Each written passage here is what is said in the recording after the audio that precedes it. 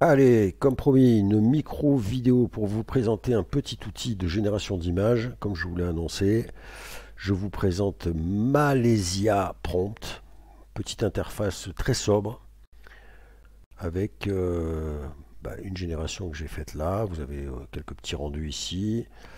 Vous pouvez faire une donate. Vous avez un chatroom qui en fait c'est là où le créateur met les mises à jour qu'il a faites.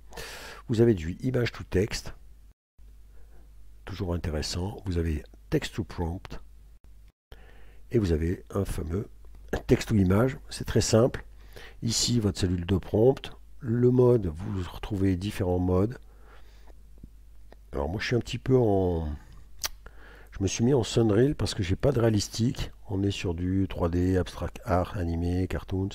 Et je pense que le Sunreal, c'est ce qui reste le plus cohérent pour du réaliste. On a différentes options de format, le nombre d'images qu'on veut.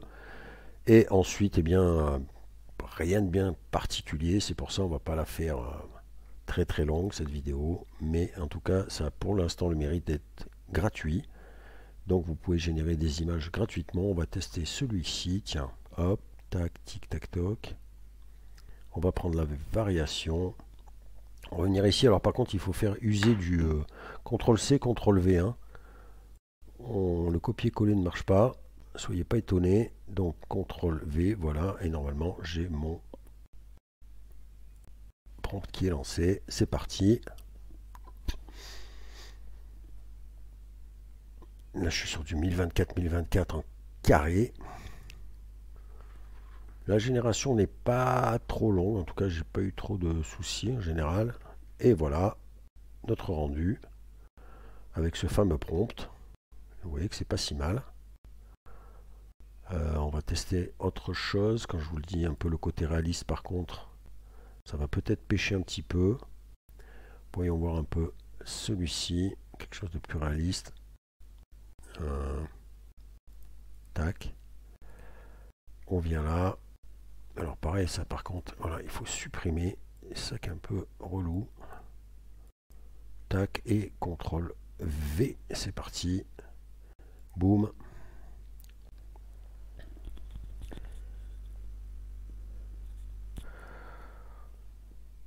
Et voilà, regardez, c'est pas si mal. On se rapproche un peu du flux. Je pense qu'on est sur du flux. Vous voyez, c'est assez lisse, mais bon, c'est pas pire. Je pense qu'il faudra après peut-être plus partir sur de l'animé. Je sais pas si je fais... Ouais, allez, Cyberpunk, tiens, je vais relancer le même prompt avec le Cyberpunk. Pour voir vraiment l'impact.